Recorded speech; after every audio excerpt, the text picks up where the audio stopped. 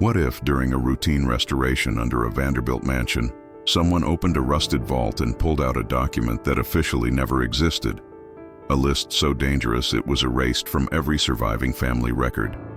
And what if that forgotten inventory could quietly rewrite what we think we know about one of the most powerful American dynasties of the Gilded Age? Tonight, we are not walking into a ballroom or a drawing room first. We are descending into the technical basement of Hyde Park, beneath the manicured lawns and the river views that once signaled wealth, stability, and control. A modern restoration team is here for something simple and respectable: to protect the structure, to reinforce pipes and wiring, to keep the old Vanderbilt house standing for visitors who come to admire the past. The lights are harsh, the air smells of dust and old metal, and no one expects to find anything that could disturb a century of carefully curated history. Until someone notices a sealed service wall that should not be there. Behind it, a small forgotten coffer, its hinges orange with rust, sits where no current floor plan admits it exists. When it is finally forced open, there are no diamonds, no gold certificates, no stacks of banknotes, only a thick, aging bundle of paper, an inventory dated 1893, the Vanderbilt name pressed on the cover, and internal stamps that do not match any of the cataloged records preserved upstairs, in every official archive, family papers, estate, ledgers, museum documentation. This particular inventory is absent, as if the act of pretending it never existed could erase whatever it contains. That is where the true chill begins.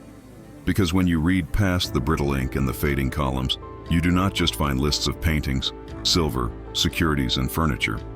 You see items that never appear in public ledgers, annotations about private transfers off books, notes in the margin that hint at shipments redirected in the wake of financial panics and quiet scandals, initials that look very much like those of trusted staff who were dismissed without public explanation.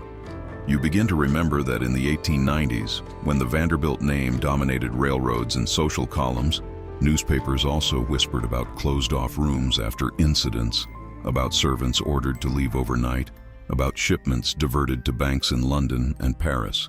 Yet when you check the sanitized records, the rumors evaporate. Witnesses were transferred or dismissed. Correspondence was weeded or burned, and what did not fit the family's narrative vanished into silence.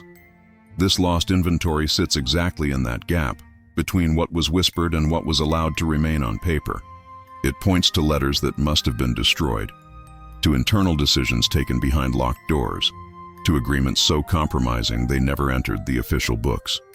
It raises the question, if a family with this much power and influence needed a parallel list, what were they hiding from their own ledgers, from tax offices, from creditors, from the public gaze of a country obsessed with its millionaires? Have you ever heard a story like this hidden inside a Gilded Age mansion? A story where the most dangerous object is not a jewel, but a piece of paper that should have been burned. If this case reminds you of another sealed room, a missing heir, or a vanished ledger from the age of American tycoons, tell me in the comments. This channel exists to reveal what the elite have tried to erase.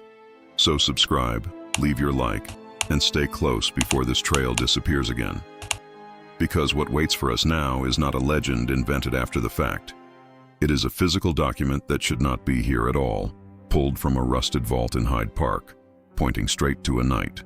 A decision and an inventory the Vanderbilts clearly intended the world never to see. If you strip away the dust and the danger from that rusted vault in Hyde Park. For a moment, what you are really holding in your hands is not just a stack of paper, but a weapon that only exists in a very specific world. The world of Gilded Age inventories. In the last decades of the 19th century, when the name Vanderbilt could bend railroads, newspapers, and elections, these lists were not housekeeping chores.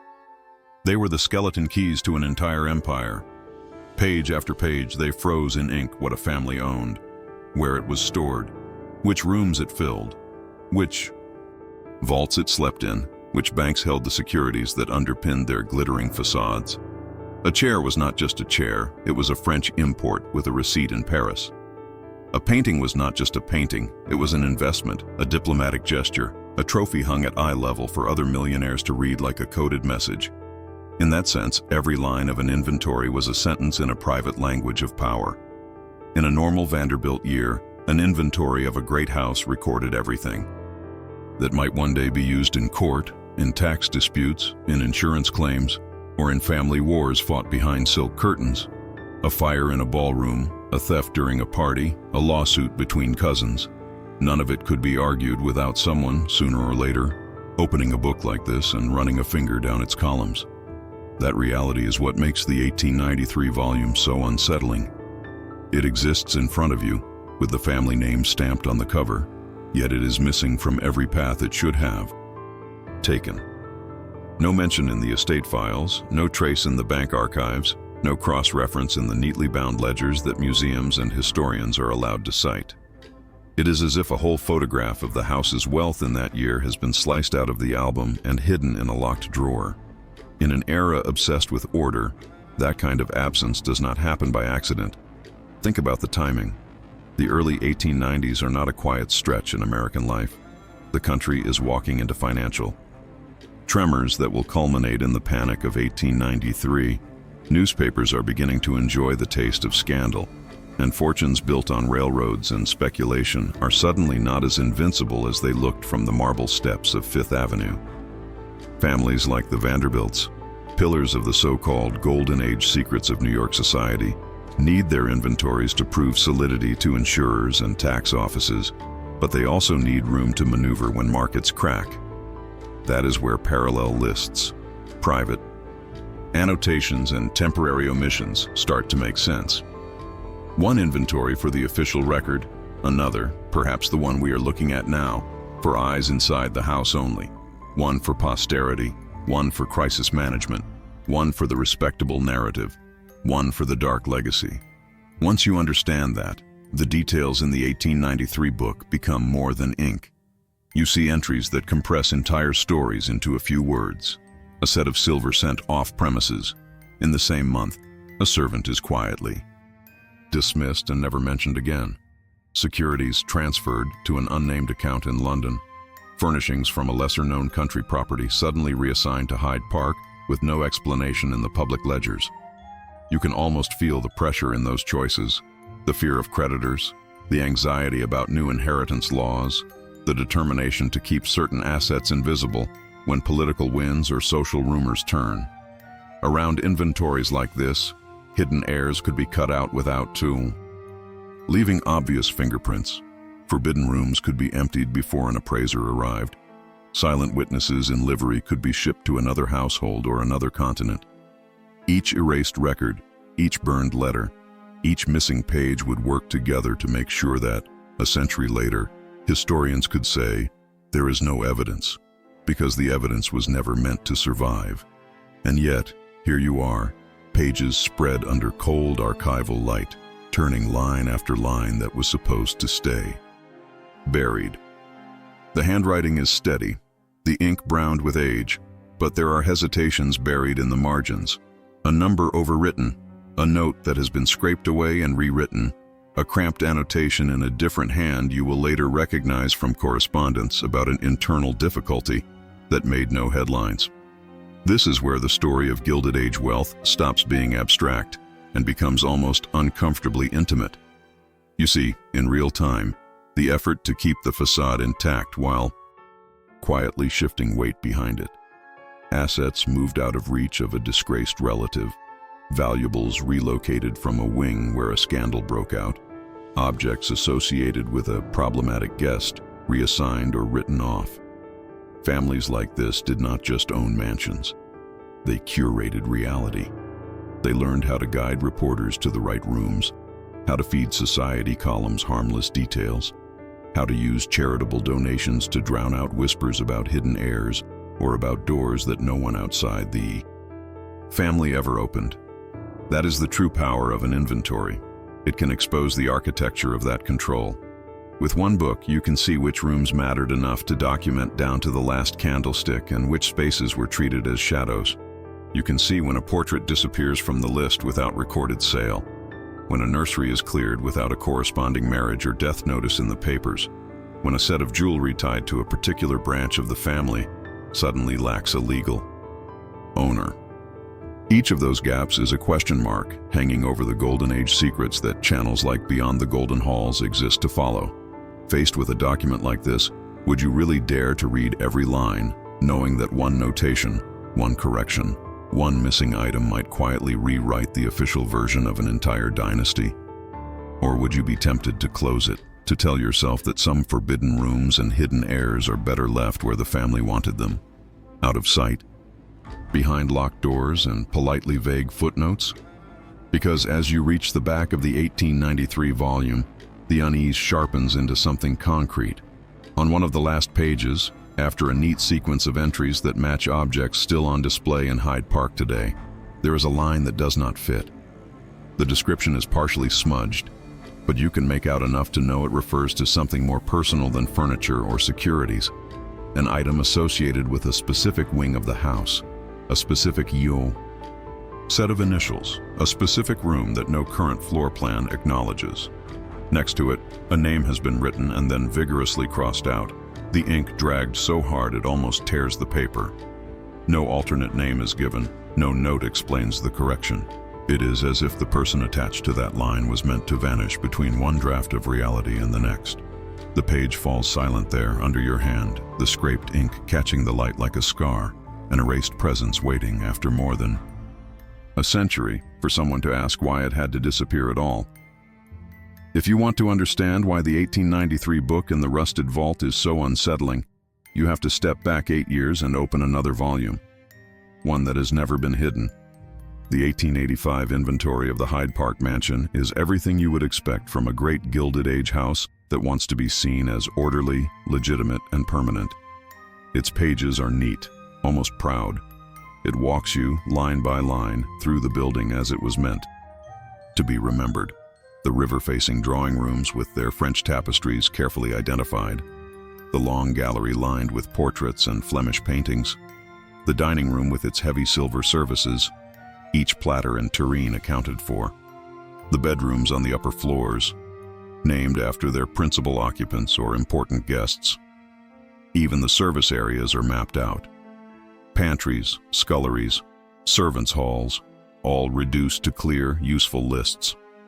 If you follow the entries with your finger, you can almost hear the controlled hum of the house in 1885, the quiet shuffle of staff in the corridors, the precise clink of china, the low murmur of conversation under chandeliers.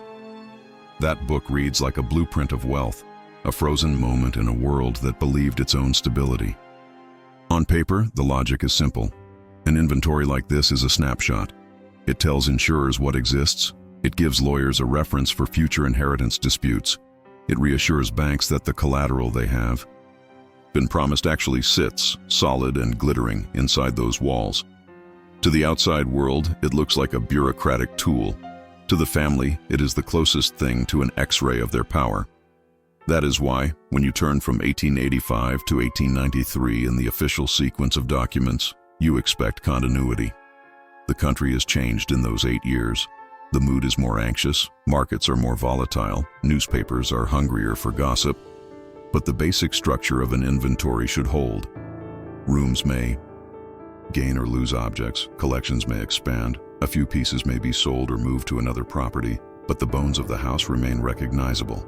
The 1893 volume should feel like an update of the same photograph, not a different house altogether.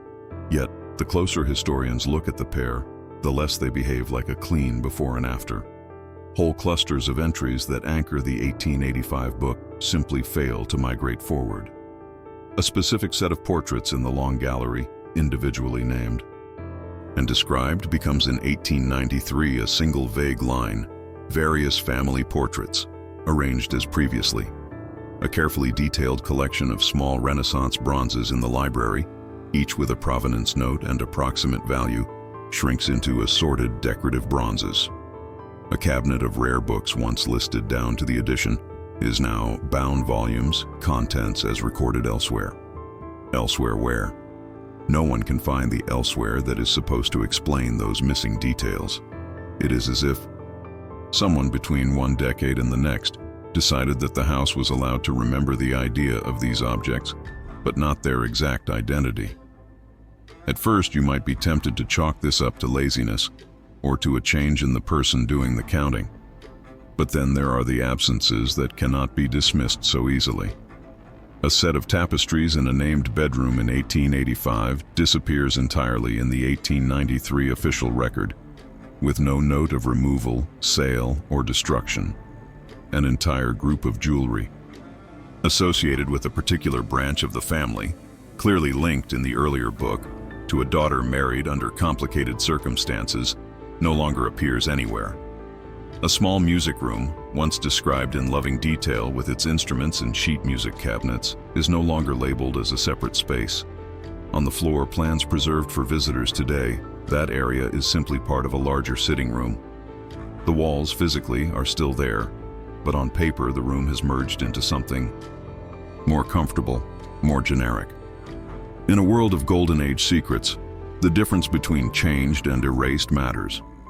That is where the idea of an intentional edit begins to creep in. Inventories, in theory, are passive. They record. But in a house like this, at the height of the Gilded Age, recording is never neutral. Families who controlled railroads and newspapers understood that the same logic applied inside their walls as outside. What you choose to show, what you choose to omit, and what you reduce to a vague formula can protect you as effectively as any locked door. If a room has become associated with a scandal, folding it into a larger suite on paper softens its edges. If a collection has complicated origins, describing it as assorted items makes it harder for someone, years later, to argue that it should have passed to a different heir. If a set of jewels has quietly left the house on the neck of a hidden heir or a settled problem, letting it vanish from the official list avoids questions from tax offices and cousins. You begin to see how erased records can hold more meaning than the ones left intact. The contrast sharpens once you bring the secret 1893 inventory from the coffer into the conversation. Page by page, you can lay it alongside the sanitized version that sits in the respectable archive. Where the public book says various family portraits, the vault book lists specific canvases, including one showing a young woman whose name never appears in the official family tree. Where the formal record offers decorative bronzes, the hidden volume names pieces tied to a controversial acquisition in Europe, one that attracted critical press at the time, and then mysteriously went quiet. Where the official 1893 papers have no trace of the music room, the secret inventory still calls it by the old name and notes an additional cabinet installed after reconfiguration of the adjoining corridor. The walls may have shifted in architect's drawings, but in this parallel document, the room and its contents continue to exist, as if they are being tracked for purposes other than insurance. It is here, in the gaps between 1885, 1893, and the coffer book, that the story of manipulation comes into focus. You start to understand that families like the Vanderbilts did not only manage what the public saw in society columns, they also curated what future archivists would be allowed to find. They had practice at this. When scandals threatened, silent witnesses could be bought out or relocated. Letters could be weeded from correspondence files. Sensitive files could be transferred to private law firms whose records never enter public repositories. The same instinct seems to flow through these inventories.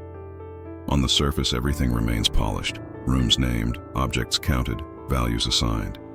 Underneath, you can see the fingerprints of someone deciding which traces of certain stories should survive and which should be dissolved into bland phrases. It is encobramento in slow motion, exercised through paperwork instead of bonfires. Around the margins of these decisions hover the usual mechanisms of control that defined the age. The ability to lean on editors to kill a story, the habit of inviting friendly journalists to see only the renovated wing, never the closed-off one, the legal strategies that allowed contested assets to be shifted into trusts or corporations just before a will could be challenged. In such a context, an official inventory that quietly abandons certain collections between 1885 and 1893 starts to look less like sloppy accounting and more like part of a broader strategy to redefine the narrative of the house. A dark legacy can be managed not only by silencing people, but by rearranging objects. by deciding which heirlooms remain visible on mantels and walls, and which disappear into private storage or into the hands of hidden heirs who will never be acknowledged on paper. The unsettling part is that these edits would have worked if not for one stubborn artifact, the 1893 inventory that refused to go away, sitting in a rusting coffer behind a service wall. While the official record presents a streamlined, respectable version of the house, the vault book preserves the messier truth, the duplicate entries, the rooms that do not officially exist anymore, the collections that were supposed to have melted into generic categories. It is as though someone inside the house insisted on keeping a parallel memory, one that could not be easily sanitized for courts or for posterity. And now, more than a century later, you have both in front of you, the edited photograph and the unedited one, their differences glowing under archival light. As you move between them, tracing vanished tapestries and downgraded collections, the story narrows to a few very specific anomalies. A particular bedroom, named in 1885 and still present, though under a more neutral label, in the secret 1893 book, is entirely absent. From the official later record, a set of personal effects associated with that room appears only in the coffer inventory, never in the sanitized version. And alongside those entries, in the hidden book, a single name is written next to a line describing objects retained in private custody, then crossed out so fiercely the ink bites through the page, leaving behind nothing but a scar of black and a lingering question about who, exactly, was meant to vanish between one inventory and the next. Once you pull your attention away from the missing rooms and vanished collections and actually look at the pages themselves, the secret 1893 inventory stops feeling like just another list and starts behaving like a crime scene. Under the flat glare of archival lamps, the first thing that stands out is not a line of text, but the surface of the paper. The way the ink has faded unevenly, the way certain numbers have been disturbed as if someone took a knife or the tip of a letter opener to them. The manual pagination, done in the corner of each sheet, runs in a steady hand until, suddenly, a digit looks fresher, darker, written with more pressure, as if the person holding the pen was no longer simply recording, but correcting, revising, asserting control over what these pages would say about a Gilded Age empire. If you lean closer, you can see where the tip of something sharp has been dragged over currency values, scraping away the top layer of fibers. Under raking light, faint. Shadows of the original sum still haunt the page, just barely visible. A 4 that might once have been a 9. A sequence of zeros that does not quite match the surviving ink. In the margins next to those wounded numbers, there are little notes in different hands. One neat and economical, another more cramped, hurried, almost impatient. It is as if the book has lived through a quiet argument, conducted in pen strokes and scratches rather than raised voices. The language is dry, reconsidered. Valuation, transferred to private account. See separate schedule, but the gestures are not.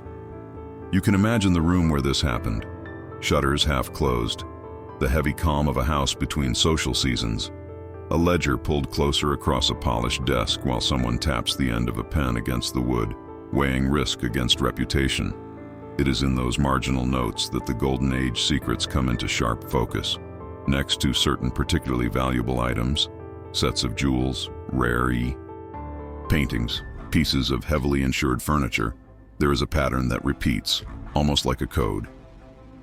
An entry that originally reads family asset, recorded under common inventory, has been struck through with a single decisive line. Above or below in a different ink, you find the replacement. Private property of the patriarch, or held under personal title. Legally, that small shift of words changes everything. If an object is part of the family's common assets, it sits inside the battlefield of inheritance law. It can be contested by disgruntled heirs, pursued by aggressive creditors, dragged into court when a will is questioned. Label it instead as the personal property of one man at the top of the chain, and the ground tilts. Suddenly, those jewels or that painting can be moved according to his private decisions, promised in secret agreements. used to fortify one branch of the family while starving another. From the vantage point of the 21st century, it is easy to treat those labels as dusty technicalities. But in the late 19th century, in the thick of the Gilded Age, such reclassifications could decide which side of the Atlantic a fortune would sleep on, which child would inherit a title of sorts through money, and which would be quietly left dependent on the goodwill of cousins. They could determine whether an asset appeared in public probate papers, where reporters and rival dynasties might see it, or slipped through as part of a private arrangement, signaled only in phrases like settled previously or disposed of prior to death. And in a family as visible as the Vanderbilts, where marriages, betrayals, and business battles were followed like serialized novels in the press, the temptation to move certain pieces off the common board must have been immense. A dark legacy is easier to manage if the objects that carry it no longer belong to the group, at least on paper. The physical state of the inventory keeps reinforcing this sense of quiet, deliberate editing. Some pages are cleaner, their lines straight and unchallenged. Others look like they have weathered several rounds of attention. You see erasures where descriptions were once more specific and have been made vague. A portrait originally identified by the subject's name, now reduced to female figure. A set of letters once described as correspondence concerning foreign investments, now folded into miscellaneous documents. At the bottom of one such page, there is a small, almost apologetic note in a third hand. Classifications adjusted per instruction. No name, no date, just that phrase. Adjusted per instruction. Somewhere behind those words, you can hear the soft, firm voice of someone who understood exactly how far official records could be bent without breaking. All of this would already be fascinating enough for a channel like Beyond the Golden Halls, which lives on stories of forbidden rooms, hidden heirs, erased records, and silent witnesses. But the stakes become even clearer when you place these scraped numbers and altered descriptions alongside what historians know about the Vanderbilt family's internal tensions around this period. The early 1890s are not only a time of economic anxiety. They are also a time when questions of succession, second marriages, and unsuitable relationships simmer under the surface. Younger sons want more autonomy. Daughters married into European titles expect dowries and continuing support. Widows from earlier branches of the tree are still alive and legally entitled to their share. In that climate, the classification of an object is not an academic exercise. It is a move in an ongoing negotiation, sometimes a fight over whose version of the future will win. Imagine for a moment a heated conversation behind a closed door. An older patriarch insisting that certain items are his to dispose of as he sees fit. A younger relative arguing that those same items were always described as family property and should remain within the common pool. There are no microphones, no surviving transcripts, only this book and its scars. A value scraped down here could be the echo of a promise made in anger. This will not be available for them to claim. A note of private title slapped onto a line might be the paperwork shadow of a deal struck to keep a scandal quiet, ensuring that a hidden heir or a silenced witness receives compensation far from prying eyes. The fear of seeing reputations destroyed in the press, of reading your own name in a column about family lawsuits, hangs over every correction. Protecting a legacy in this context is not just about maintaining a facade of wealth. It is about controlling which stories the objects in this house are allowed to tell. You can see, in the tiny pauses of ink, the price of that control. In one section, the handwriting trails off slightly before a correction, as if the pen hovered an inch above the page while someone reconsidered what they were about to admit in writing. There is a faint smudge where a hand rested too long, leaving the ghost of a fingerprint in oil and graphite. A door in the hallway outside might have creaked. A servant carrying a tray might have slowed a step, catching fragments of discussion without ever repeating them. Those people, the butlers, secretaries, companions who witnessed the practical side of these decisions, have long since fallen silent. They left no memoirs, no interviews. What remains of their presence is here, in the tension between one line of text and the next, between the clean number and the one that was scraped and rewritten. From a distance, the inventory looks like a simple tool. Up close, it becomes a map of power in motion. The logic of herança and succession, the fear of courts and newspapers, the methods used by families to steer narratives, all of it is etched into these pages more clearly than in any polite biography. When you read Private Property of the Patriarch, squeezed above a faintly visible earlier phrase that must have said family asset, you are watching a golden age secret being sealed. When you see a reference to items retained in separate custody with no explanation, you are staring at the shadow of something or someone placed just out of reach. Perhaps in a different house, perhaps in a different country, perhaps in a life meant never to intersect with the official story again. It is the paper equivalent of a forbidden room, technically part of the structure but absent from the map handed to visitors. And then there is the line that refuses to blend into any pattern at all. On a page toward the middle of the book, between ordinary entries about silver services and upholstered furniture, there is a description that has clearly provoked more anxiety than the rest. The object is identified enough to be recognizable, a portrait in a modest frame, located in a smaller upstairs sitting room. But what draws the eye is what comes after. Initially, the note reads, "Included in common inventory," followed by a name in the margin, written small but legible. At some later point, a hand has returned to that spot. The phrase, "common inventory," has been scored out so thoroughly that only the deepest grooves of ink remain. Above it, cramped in the available space, are the words, "removed from record," and the name in the margin has been attacked so violently that the letters are no longer intelligible, just a dark, bruised smear on the paper. The modern floor plan of Hyde Park shows no such portrait in that room. The official 1893 inventory never mentions it at all. Only here, in the wounded skin of this hidden book, does the painting still exist. Its subject nameless now, its status struck through and rewritten, like a face painted over in a canvas that still hangs, smiling, on a wall where no one remembers who was supposed to be looking back.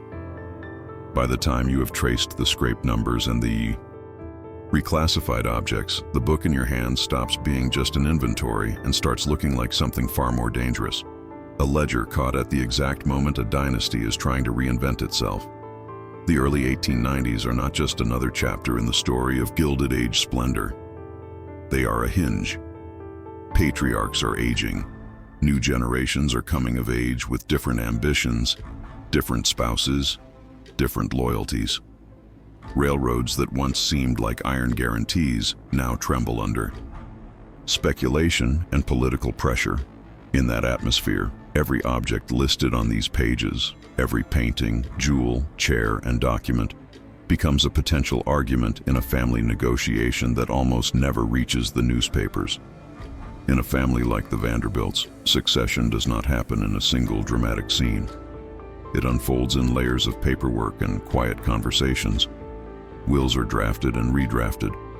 Codicils appear that shift emphasis from one branch of the tree to another. Trusts are created to protect younger heirs from their own spending, or to shield certain assets from taxes the government is beginning to take more seriously.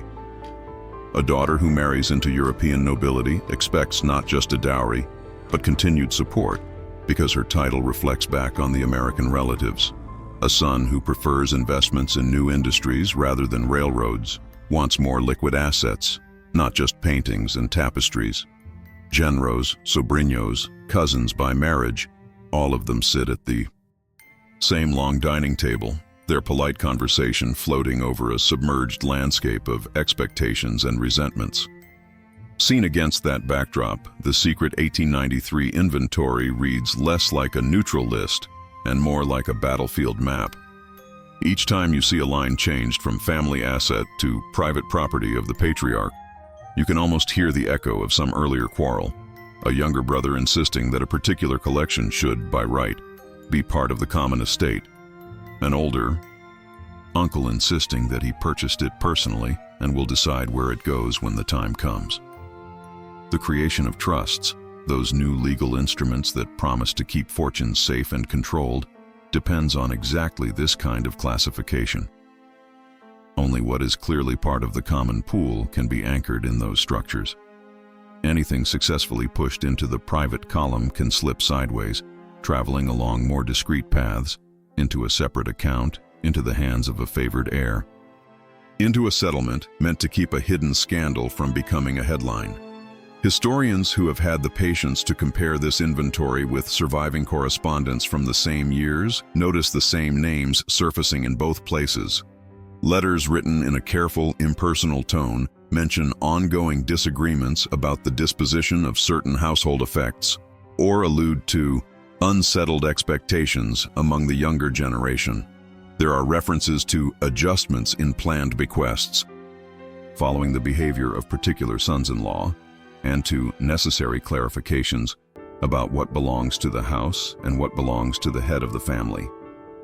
None of these letters give specifics, but they do one important thing. They place the production and revision of this inventory on the same timeline as quiet storms inside the dynasty. The ink on the scraped numbers dries in the same months outlined in those private frustrations.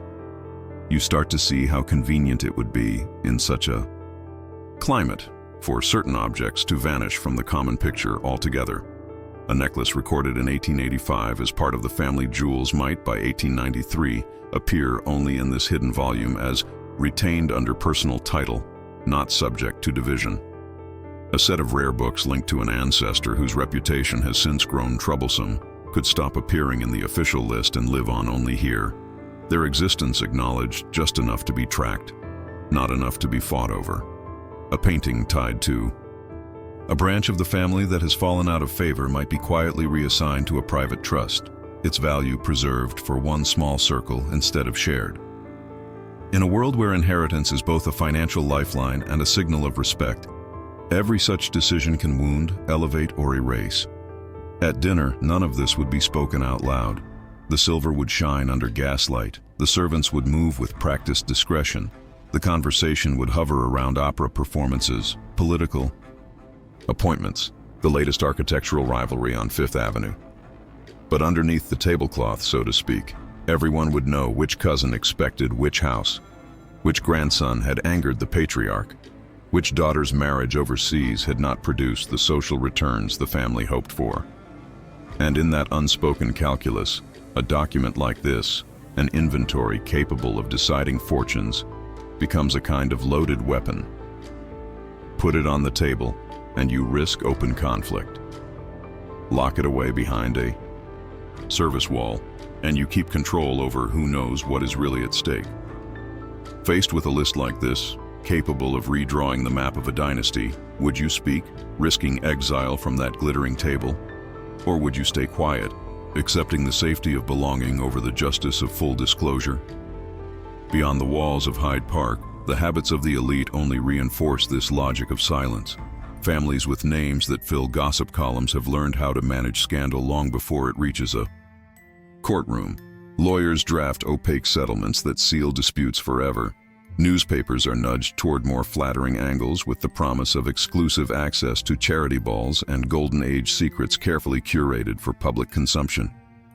Archivists, when they eventually receive a filtered selection of family papers, receive exactly what the descendants have decided they can handle, and exactly what will not destabilize the myths that keep old names shining. The methods used to manipulate the press are cousins to the methods used inside the house to manipulate the record. Both decide what will be visible, what will be ambiguous, and what will be absent. Against that culture, the physical state of the 1893 coffer inventory becomes almost subversive. It is not polished, it is not clean. It shows its arguments, its revisions, its scars. Where an official copy might present a serene facade, this hidden one captures the friction of a family reshaping itself under pressure. Each scraped. Number records not just a change in valuation, but a decision about who, in the next generation, will be able to claim what. Each shift from common to private sketches, in miniature, the outline of a future quarrel that will never reach a judge, because the evidence has already been refiled into an invisible category. It is the paper equivalent of a forbidden room, a space whose existence is acknowledged only by those with keys, and whose contents are allowed to alter destinies without ever appearing on the official tour. That brings the question, inevitably, to the level of motive.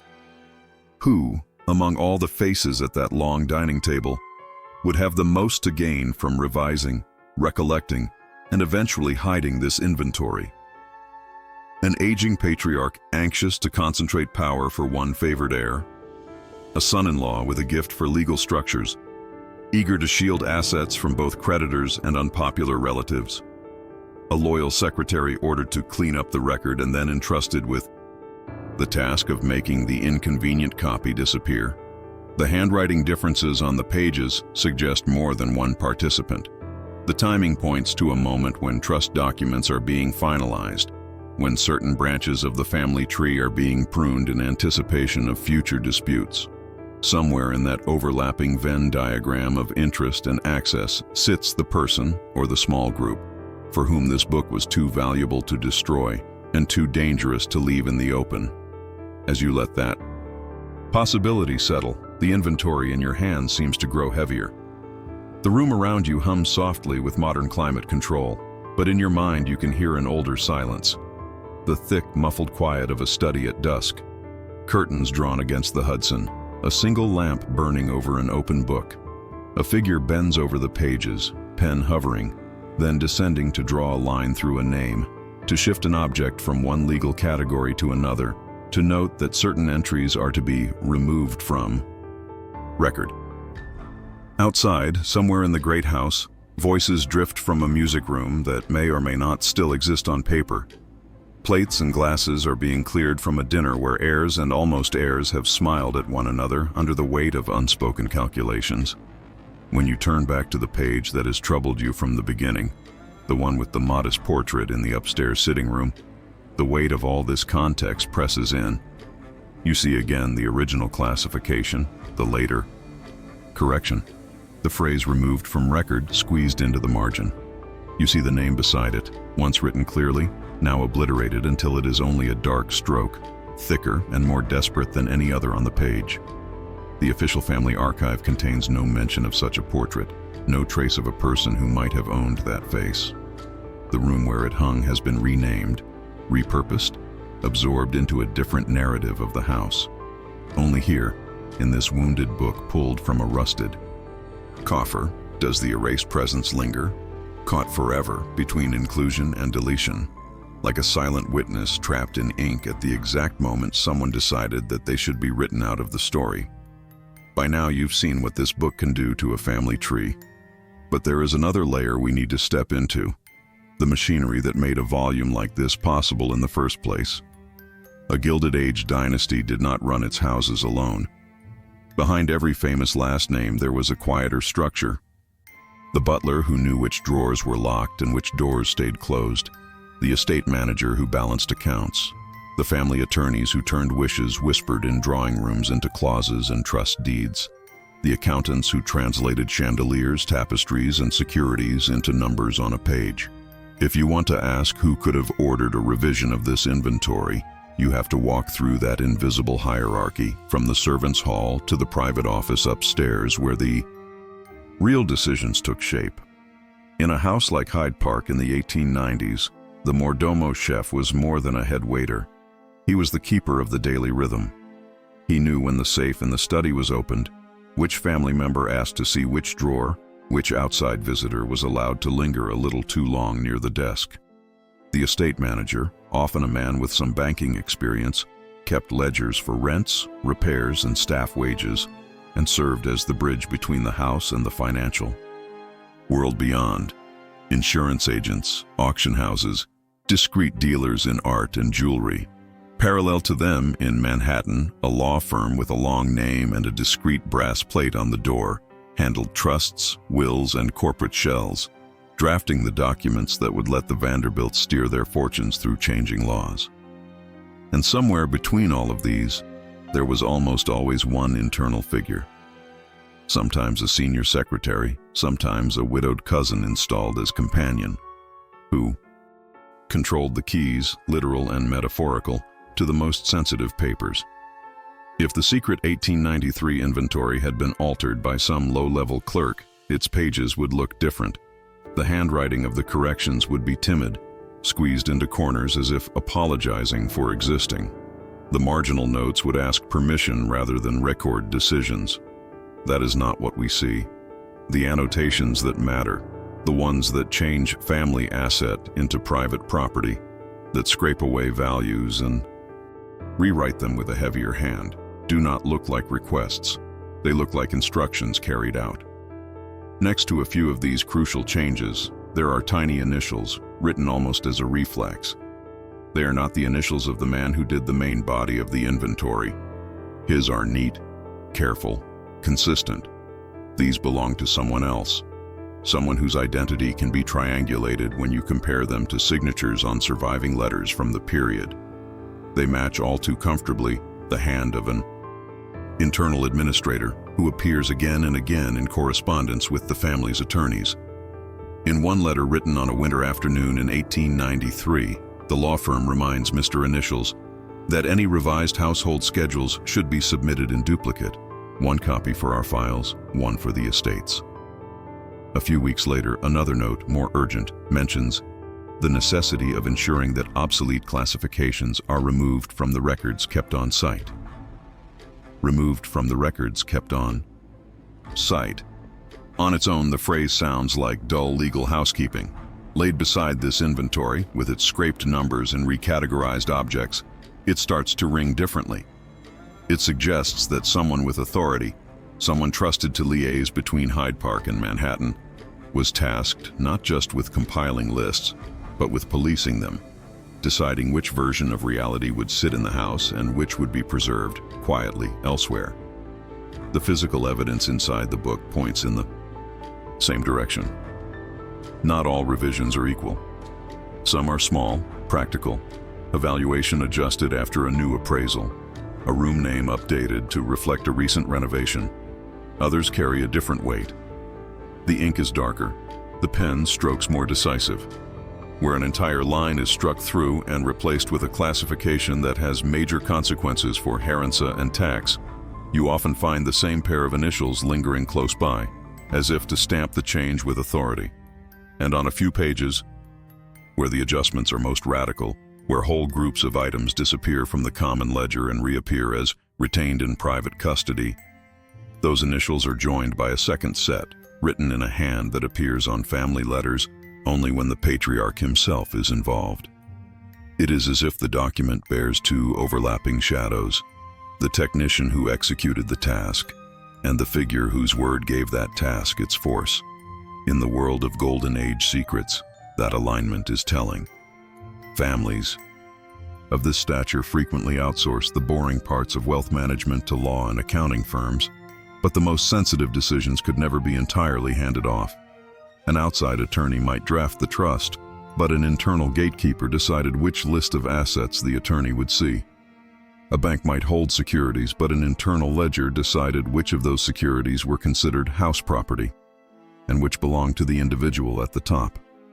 The person with the keys to that distinction, who could walk down to the strong room, unlock a cabinet, and pull out the real inventory instead of the sanitized one, was not a footman or a junior clerk. It was someone who could stand in the study with the doors closed and lay two versions of the same list on the desk without being questioned. That is why the idea of this inventory simply going missing from the official archives becomes harder and harder to accept, for it to vanish from the set of books handed down to later. Accountants and archivists, someone had to instruct that it be pulled from the normal chain of custody. It had to be taken out of the bundle destined for the lawyer's files. It had to avoid the periodic weeding and rebinding that estate papers underwent when new generations took over.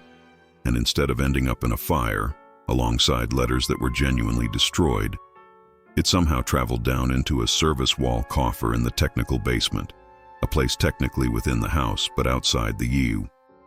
Pathways used by historians and curators. That is not the path of an accident. That is the path of an object that someone wanted close and hidden, not gone. You can almost reconstruct the choreography. A day when the house is quieter than usual. No large parties planned, just routine. In the back offices, boxes and volumes are being gathered for transfer to the city, papers to be reviewed, sorted, perhaps culled. On a side table, the 1893 inventory lies among them, its cover as unremarkable as the others. A figure pauses there longer than the rest, one hand resting flat on the leather. Perhaps they look toward the door, listening for footsteps in the corridor. Then, instead of placing the book into the packing crate labeled for the law firm, they slide it aside, into a separate stack meant to be considered later. Later, here, becomes a kind of code word. Later in this context may never come. From that moment on, the trail of the document forks. In the official story, the inventory simply never existed. The estate's records move forward with a cleaner, more convenient set of books. Inside the house, however, the hidden volume has to live somewhere. The butler's safe? Too obvious. The patriarch's desk? Too exposed to prying eyes, too vulnerable to discovery by future heirs who might not share the same priorities. An internal administrator who knows the building intimately might think more creatively. In a large estate that includes service corridors, maintenance rooms, and technical spaces not shown to guests, there are always niches and recesses where things can be placed and then forgotten by everyone, except the person who put them there. A disused wall safe, a locked cabinet behind shelves of tools, a small coffer in a space that belongs in the architecture but not in the tour. The inventory in the rusted chest bears faint marks that hint at such a journey. A smear of something like coal dust along one edge, a faint imprint where another object sat on top of it. For years, the warping of pages exposed to fluctuating temperatures rather than the stable calm of an archive. Those details suggest not a clean handoff from one set of records to another, but a period of limbo in the bowels of the house, where only staff who handled the most unglamorous tasks, repairs, heating, pipes, would have passed by. Yet even there, the coffer itself was hidden behind a wall that a later restoration would reveal. Whoever placed it understood not only the social map of the dynasty, but the physical map of the building, down to the spaces that did not appear on any polite plan. For a channel like Beyond the Golden Halls, this is where the vocabulary of hidden heirs, forbidden rooms, silent witnesses, and erased records converges in a single object. The book is, in a very literal sense, a silent witness. It has watched, in darkness, while generations walked above it unaware. It preserves, line by line, a version of reality that was deliberately excluded from the story told to lawyers, accountants, and later historians. And somewhere in the chain between the patriarch's desk and that sealed cavity in the wall, a human being made choices about loyalty, about risk, about the price of protecting a dark legacy. Faced with a list capable of deciding fortunes, most people would do almost anything to stay on the safe side of the table. Would you, confronted with this inventory in its moment of danger, have spoken up? Or would you have moved it quietly out of sight, trading truth for continued access to those glittering rooms? The answer to that question is written nowhere in words. It lives instead in a set of tiny physical signs, the matching initials linking this book to internal correspondence, the absence of its twin in the law firm's surviving files, the faint outline of where a different, more convenient inventory once sat in its place on a shelf upstairs. And when you turn again to the page with the most violently erased name, the one that has followed us through every stage of this investigation, you can almost imagine the final scene. A hand, the same that initialed the revisions, pauses over that entry one last time before the book is shut for decades. The ink is already dry. The damage to the paper is already done. Somewhere not far away, in a corridor that does not appear on the tourist map, a small door swings inward, revealing the dark mouth of the coffer where this volume will sleep, its cover closing with a dull, final sound that hangs in the air like a decision no one will ever admit was made. On paper, the path of a document like this should be boring. In the late 19th century, a Gilded Age house did not improvise its inventories. It treated them like structural elements, as essential to the mansion's skeleton as beams and stone. Once compiled, a household schedule was supposed to split into predictable branches. One copy stayed in the estate office, locked in a cabinet or safe near the study. Another traveled to the family's attorneys in the city, folded into thick files on trusts, wills, and corporate holdings. A third sometimes went to insurers, where clerks translated chandeliers and tapestries into numbers that could be paid out if disaster struck. In a world obsessed with order, these duplicate paths were meant to make disappearance impossible. Even if fire touched one house, there would be another ledger in a cooler room downtown, another record in a steel drawer that did not know the you. Smell of coal and wax. And yet, when you follow the trail of this 1893 inventory through that network, you keep walking into walls. In the law firm's surviving files, there is correspondence that acknowledges its existence without ever letting you see it. A neat note from early in the year thanks the internal administrator at Hyde Park for sending the preliminary household schedule for revision. A later letter, written in a more guarded tone, refers to the revised inventory being collected, following the meeting of last Thursday, to prevent confusion between versions. Collected, revised, words that suggest process, not panic. But when archivists open the boxes from that firm today, the final version that should be there does not appear. The slot in the paperwork where this book ought to sit is filled instead with a bland summary. Household effects, as per schedule retained on site. As per schedule retained on site. In other words, the firm acknowledges that there is a map, but insists the real copy never left the house. Inside the estate's own archives, the pattern repeats with a different flavor of silence. Ledger indexes that list Household Inventory 1885 and Household Inventory 1901 skip, without comment, from one to the other. In a slim folder of memoranda from the mid-1890s, there is a single line that catches the eye. Per instruction, superseded schedule of 1893 has been recollected. Only corrected copy to remain in active files. Recollected is an odd word. In this context, almost as if the document were a person recalled from an outing that had gone on too long. Recollected from where and by whom, the memo does not say. But it confirms one thing. At some point, there was more than one version in circulation, and someone high enough in the hierarchy to give orders decided that was no longer acceptable. If this were a simple case of weeding out obsolete paperwork, the story would likely end in ash. Estate offices burned unwanted documents all the time, letters that no longer mattered, duplicate bills, drafts of legal instruments that had been superseded. Fires in basement furnaces consumed more history than most scandals ever did. But the coffer inventory did not burn. It did not join the neat stack of obsolete papers tied with string and tossed into the flames. Its pages do not carry the crisp, total absence of something reduced to smoke.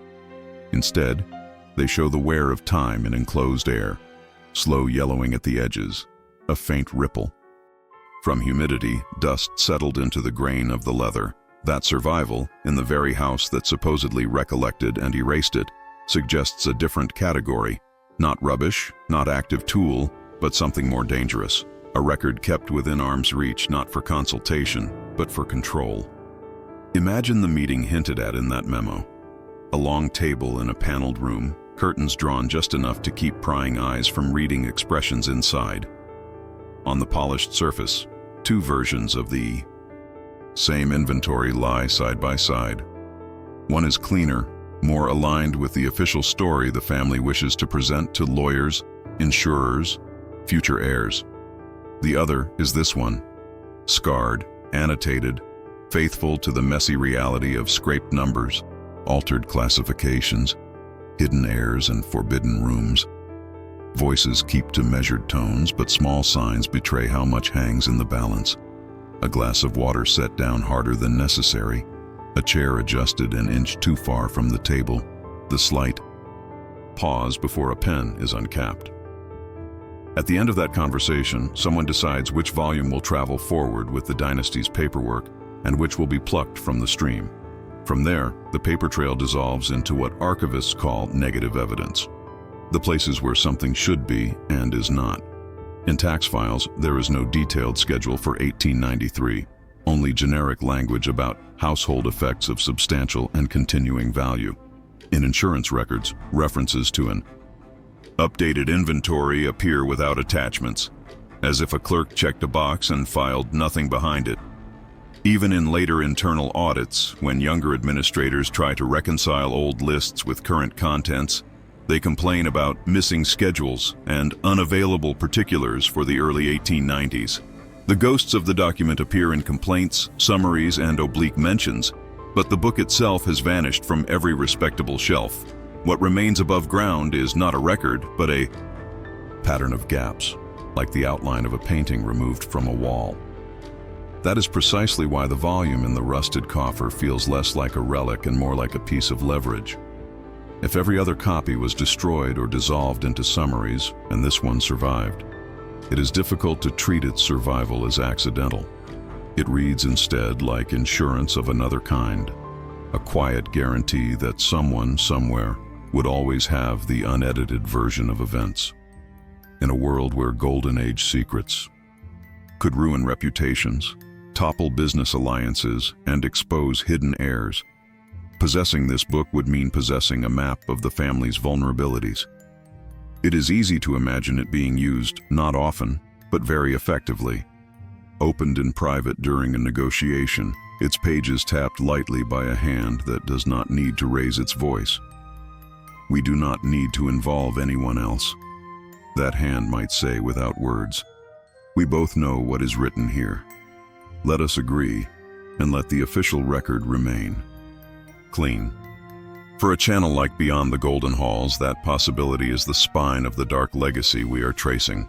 The inventory stops being merely a tool of domestic accounting and becomes a silent witness to decades of strategic forgetting. It sits out of sight while wills are read, while newspapers report sanitized versions of disputes, while archivists decades later catalog only what they are allowed to see. It watches marriages arranged and broken, fortunes divided and consolidated, forbidden rooms opened for renovation and then closed again when workmen approach the wrong door. The book's absence from official archives is not just a clerical flaw. It is a decision that shaped who could contest what, who might suspect that erased records existed at all. Its presence in the coffer, by contrast, suggests that at least one pair of hands refused to let the truth be incinerated entirely. Following the broken trail of this single object forces us to think not only about, documents, but about the people who lived alongside the silence. A butler handing a guest their coat might have walked daily above the concealed coffer, never knowing what lay in the wall behind him. A secretary tasked with preparing a new sanitized inventory might have hesitated over certain rooms, wondering why some spaces on the floor plan did not match the instructions in their hand. Younger heirs, excluded from key conversations, might have sensed that there was another version of the story in circulation, one they were never shown. In a world that relied on control of information as much as on control of money, knowing or suspecting that a book like this existed could shape how much one dared to ask and how quickly one chose to fall silent. If you enjoy tracing Golden Age secrets across letters, ledgers, and vanished schedules, this is the moment where the investigation tightens. We have followed the paper from the study to the law firm's missing files, from the estate office to the furnace it somehow escaped. We have watched its official footprint evaporate even as indirect references prove it once moved through all the channels that were supposed to keep such records safe. What remains now, in front of us, is the contradiction made flesh. A single surviving copy that should not exist, holding names, numbers, and rooms that the final narrative has worked hard to forget. Faced with a trail like this, one that leads not to a conclusion, but to a locked silence, you start to realize that the real mystery is no longer what was owned, but who was allowed to remember it. And so, when you turn again to that familiar damaged page, The one where a modest entry for a portrait in an upstairs sitting room has been attacked more violently than any other line. The broken trail seems to converge on that spot. The official archives say the painting never mattered. The floor plans say the room never quite existed. The summaries say the schedule was corrected and recollected. Only here in this forgotten volume recovered from a hidden coffer does the faint outline of the original description survive, hovering around a name that has been scraped into illegibility. The ink sits there like a closed door that appears on no blueprint, an object that contradicts the official story by the simple fact of refusing to disappear. A dark, silent shape on the page that has waited more than a century for someone to notice that it was crossed out, not because it was unimportant, but because it was never meant to be spoken of again. Up to this point, it is tempting to talk about the inventory as if it were a chessboard moved only by patriarchs, heirs, and attorneys. But a document like this does not live or die in the hands of one man alone. It passes quietly through the fingers of people whose names never appear in Gilded Age society columns. The clerks who docket letters, the archivists who label boxes, the secretaries who carry folders from one room to another, the butlers who unlock safes in the morning and lock them again at night. If you listen closely to the broken trail of this lost Vanderbilt inventory, you can almost hear them breathing around the edges of the story. The silent witnesses who made the official version possible by choosing, again and again, not to speak. In the New York offices of the family's law firm, the workday was not glamorous. A junior clerk might arrive in a narrow hallway that smelled of ink and dust, hang his coat on a peg, and sit down at a high desk stacked with correspondence from households like Hyde Park. His job was simple: stamp letters, log incoming schedules, file copies in the right drawers. On a gray morning in 1893, a parcel arrives marked Household Schedule, Revised. The clerk slits it open with a practiced flick of a knife, notes the sender, and reaches for the standard form to record receipt. But instead of a fat-bound volume, there is only a summary sheet, an abstract that refers to a schedule retained on site. He hesitates for a fraction of a second, pen hovering. The procedure is clear. The content is not. In the end, the pen comes down. The log is completed. The drawer closes with its usual soft click. On the surface, nothing happens. Yet that hesitation, that tiny break in rhythm, is where the awareness lives that something has been withheld. At the estate itself, a different kind of silence grows in the spaces between tasks. A senior secretary, loyal to the family, for decades is asked to prepare a clean copy of the corrected 1893 inventory for day-to-day use. She opens the older ledger for comparison, the one we now know as the coffer book, and reads entries that no longer match the version she has been told to type. There is a room named that no longer appears on the floor plan in her hands, a list of jewelry assigned to common holdings that the new instructions categorize as private. In the margin of one page, nearly covered by later notes, she leaves a faint pencil mark, 2 question marks, quickly erased, leaving only a slight indent in the paper. The sound of footsteps in the corridor makes her straighten, shake out her hands, and resume copying according to the script she has been given. Whatever doubts stirred in the stillness between one line and the next stay locked behind the controlled angle of her shoulders. For employees like these, the cost of curiosity is not theoretical.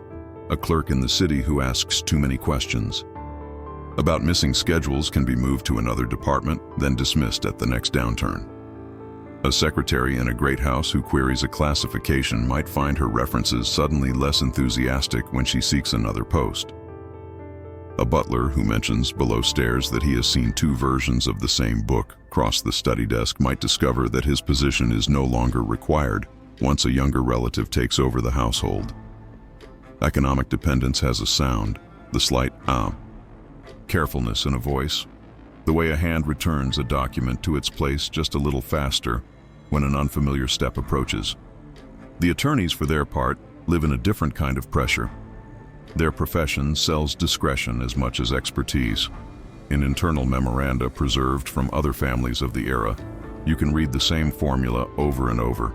client has provided revised schedule, earlier version to be disregarded, no protests, no moral commentary. A partner who has built his firm's reputation on managing the affairs of Golden Age dynasties knows that offending a Vanderbilt does not just mean losing one client.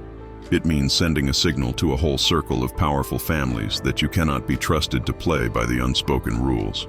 So when an attorney notices that a particular household schedule has been recollected rather than filed, that the only reference to it is an oblique line in a cover letter, the rational impulse is not to investigate. It is to document, or just enough to protect the firm and then look away. Every now and then, though, the silence slips. Decades later, when younger archivists sort through boxes that have survived multiple moves and partial donations to historical societies, they encounter traces of the discomfort their predecessors could not entirely erase. On the back of a bland summary sheet, a long-retired clerk has scribbled a note meant only for himself. Original schedule not attached. See private correspondence missing. In another file dealing with insurance for artworks, an adjuster has added a puzzled comment in the margin. Items mentioned here do not appear on any current inventory. Clarify? No one ever did. The questions remain as ghost ink alongside tidy official conclusions. They tell us that at least a few eyes recognized the gaps, and chose, in the end, to let those gaps stand. This is where the human cost of the dark legacy becomes clearest. The version of events we usually inherit, the polished narrative of great families, golden halls, and philanthropic gestures, is built not only on what was written, but on what was swallowed. Behind each erased record, there is a chain of daily decisions, a file left unmarked, a query softened in a letter, a conversation stopped just short of naming what everyone in the room understands. The fear that hovers over those decisions is not always dramatic. Sometimes it is as ordinary as a rent payment, a child's school fees, a parent's medical care. Cutting oneself off from a Vanderbilt household, or from a law firm that serves such clients, does not just mean losing a job. It can mean losing access to the whole network of stability that job underwrites. So when we imagine the archivist alone in a back room, hands resting on a folder that hints at alternative schedules never cataloged, the question is not simply whether they were brave. It is whether they believed their courage would change anything, whether speaking up would do more than close doors that had taken a lifetime to open. In that sense, silence becomes a kind of professional skill, knowing when not to ask, when not to cross-reference, when to accept that a line in an index will never have a corresponding volume on the shelf is part of how one survives in structures built to protect the few and use the many as buffers. For a channel like Beyond the Golden Halls, which tracks Golden Age secrets, hidden heirs, forbidden rooms, and silent witnesses, this dimension matters. It reminds us that the official story is not only an invention from above, it is also the accumulated result of thousands of small acts of compliance below. The dark legacy of the lost Vanderbilt inventory rests on this quiet scaffolding. Clerks who did not chase missing attachments, secretaries who recopied sanitized lists, lawyers who allowed recollected schedules to vanish from their files, servants who pretended not to see which books were removed from the study and never returned. Faced with a list capable of deciding fortunes, would you, in their place, have risked your position to expose the discrepancy? Or would you have closed the folder, turned the key, and walked back into the corridor as if nothing had happened? As the decades pass, the people who knew enough to be uneasy grow old. Some leave faint traces in private diaries, brief references to odd gaps in the Hyde Park papers, or instructions that seemed unusual. Others say nothing at all, carrying their knowledge out of the world in the quiet way most lives end, in ordinary rooms, far from the mansions whose reputations they helped preserve. Meanwhile, the house itself begins to shift roles. Parts of the estate are open to the public, interpreted as windows into the Gilded Age. Guides memorize scripts about architecture, river views, industrial wealth. Visitors stand in restored rooms, listening to stories about grand dinners and important guests, never knowing how much of what is missing was removed not by time, but by choice. And that is where our focus turns next, away from the paper and toward the walls that the paper once described. Because if archivists, employees, and lawyers absorb the shock of the missing inventory in back rooms and offices, the mansion itself absorbed it in space. There are rooms on the tour that feel too tidy, corridors where doors have been painted shut, galleries where the spacing between portraits is a little too generous, as if something once hung there and now exists only as a faint rectangle on the paneling. The official narrative glides over these absences with practiced ease. But once you have traced the silence in the archives, you cannot help seeing those gaps differently, as the architectural version of a name scraped off a page, or a face painted out of a family portrait that still hangs, smiling, under a label that no longer quite matches the truth, waiting patiently behind the walls. If you walk through Hyde Park today with the coffer inventory open in your hands, the mansion stops being just a historic house and starts behaving like a map of contradictions.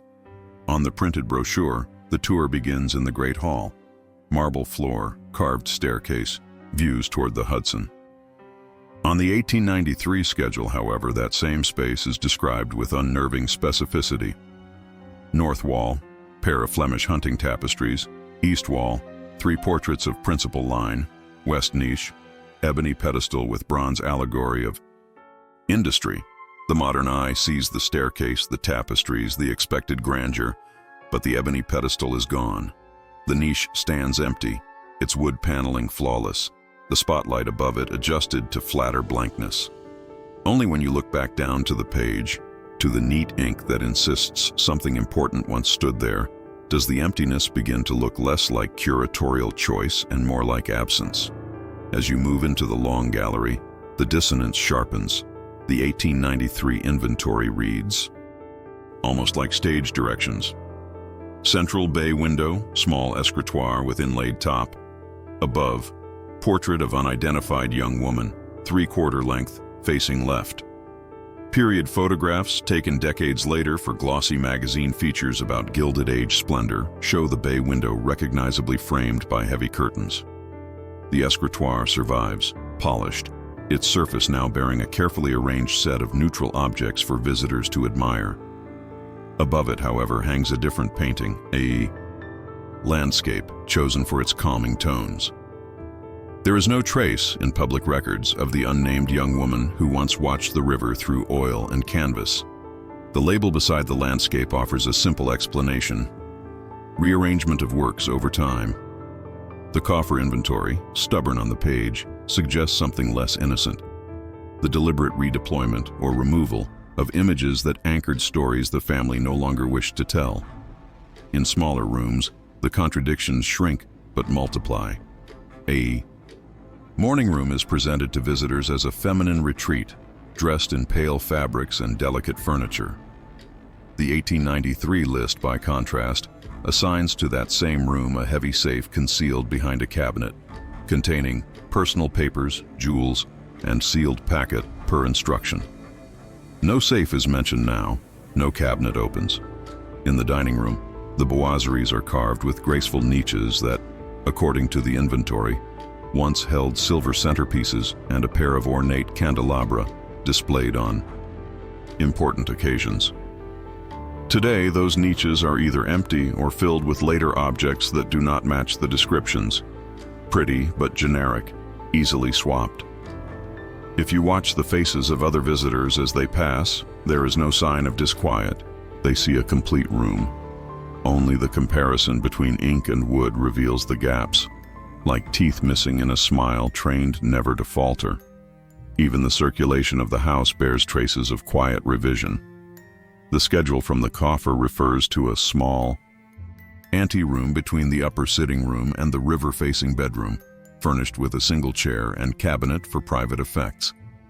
On current floor plans, that anteroom has dissolved. The corridor appears as a straight run with no intermediate space. Walking the route, you can feel a slight widening in the wall where the ghost room should be, a change in the rhythm of doors and moldings, but nothing that a casual visitor would name. For a channel like Beyond the Golden Halls, which lives on Golden Age secrets, hidden heirs, forbidden rooms, and silent witnesses, that almost room is as eloquent as any missing painting. The architecture itself seems to remember a space the official narrative prefers to forget. When you layer the coffer inventory over period photographs and present-day tours, a pattern emerges that is hard to dismiss as mere taste or natural loss. Objects with obvious monetary value, silver, tapestries, major paintings, are mostly accounted for, even if their positions have shifted. The pieces that truly vanish tend to be those with narrative weight. Portraits without clear labels, personal cabinets, small shrines of memory assembled in corners of rooms. The schedule insists they were once there. Later images replace them with more neutral decor, or leave behind only a patch of wood slightly less faded than its surroundings.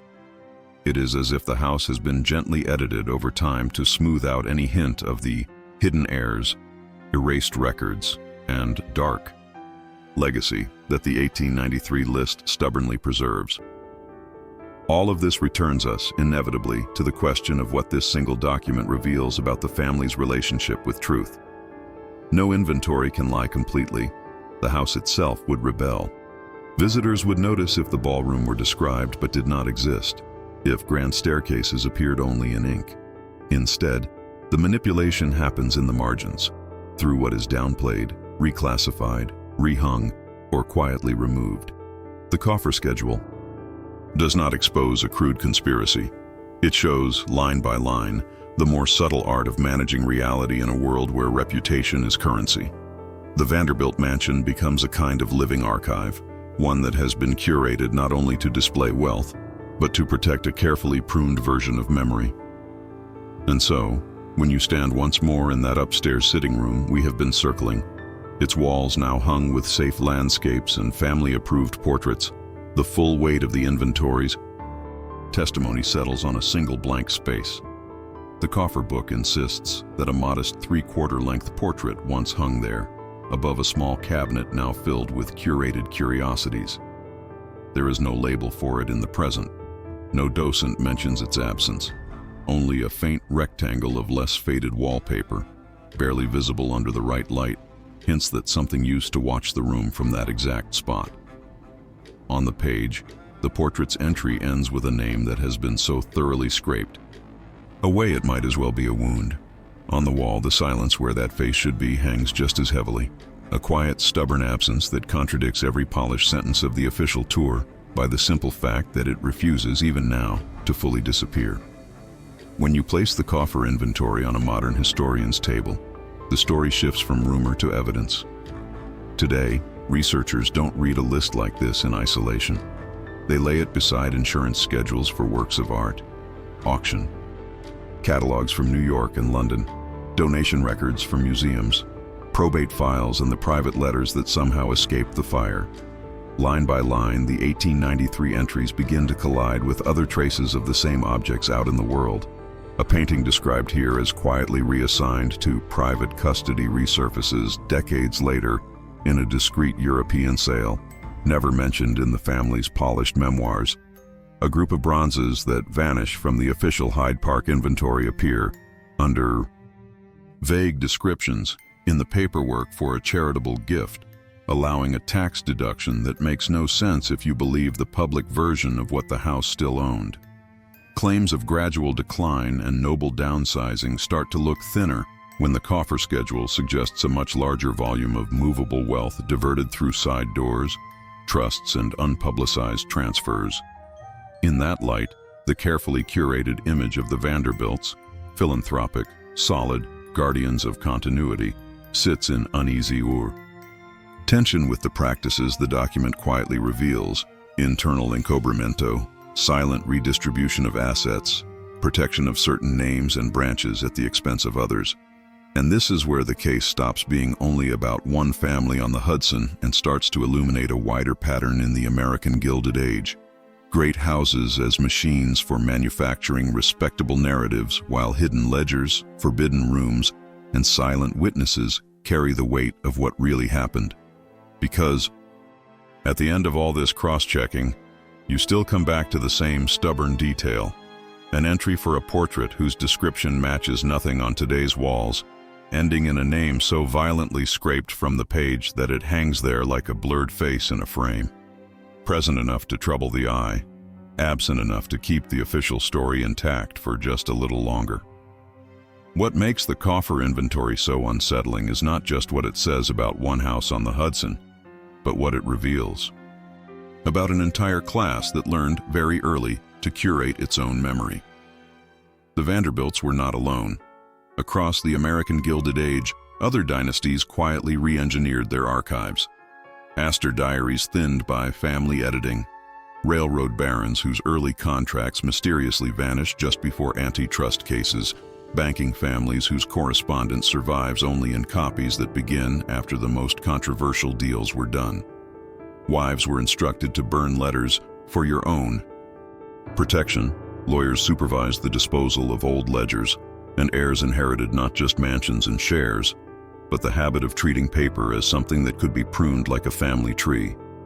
Most of the time, that work succeeded. What we call Golden Age secrets today are often built on what cannot be reconstructed at all because the trail ended in a grate or a fireplace a century ago. That is what makes this lost Vanderbilt inventory so rare. It is not an exception to the rule. It is the one piece of an erased record that failed to disappear on schedule, allowing us, for once, to see the mechanism from the inside.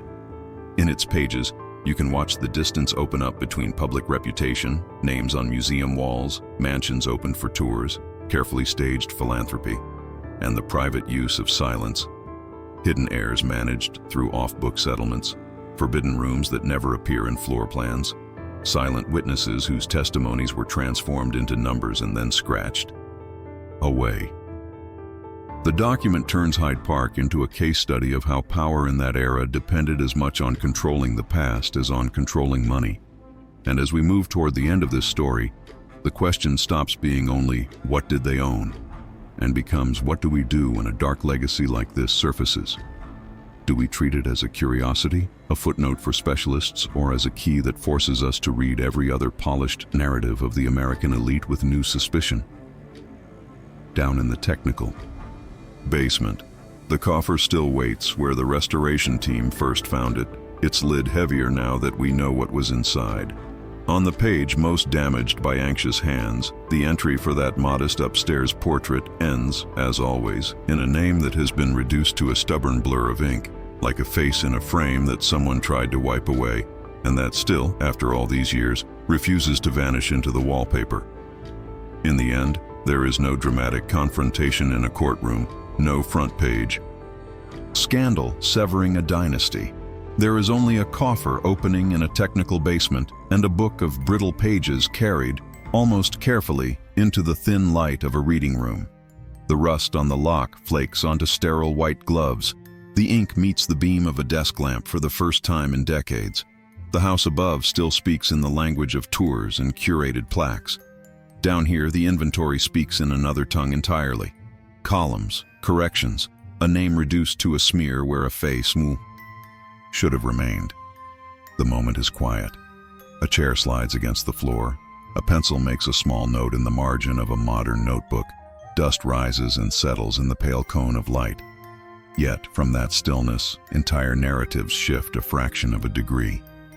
A single volume rescued from deliberate obscurity is suddenly able to lean against decades of trained memory and push. Not enough to topple the official story, perhaps, but enough to reveal the scaffolding behind it. The hidden heirs. The forbidden rooms, the silent witnesses that once moved along these corridors and were then folded into the dark. Most of the ruptures that truly matter in history look like this. Not trumpet blasts, but the soft click of a door that was never meant to open. Not confessions shouted in public squares, but the slow, solitary act of reading what was guarded so that it would never be read. Page after page, the coffer inventory reminds us that the Gilded Age was not only about chandeliers and river views, but about the careful engineering of forgetting. And once you have seen how one simple household schedule can unsettle a legend, It becomes difficult to look at any polished narrative of wealth and legacy without wondering what else lies behind the paneling. If, even after watching what a single inventory can reveal, you still wish to keep entering archives the elite preferred to keep closed, remain with us here, beyond the golden halls. Consider staying close so that you are here when the next sealed door finally opens. Leave your thoughts below. Every perspective helps illuminate what history tried to bury. If this story resonated with you, let us know. It tells the algorithm these forgotten halls are worth exploring again. And if you are willing to step deeper into the shadows, the next chamber awaits. Some secrets survive only because those who feared them left almost no one to tell the truth. Until, one day, a lock gives way, a document breathes again, and a scraped-out, name begins, very slowly, to haunt the silence it was meant to protect.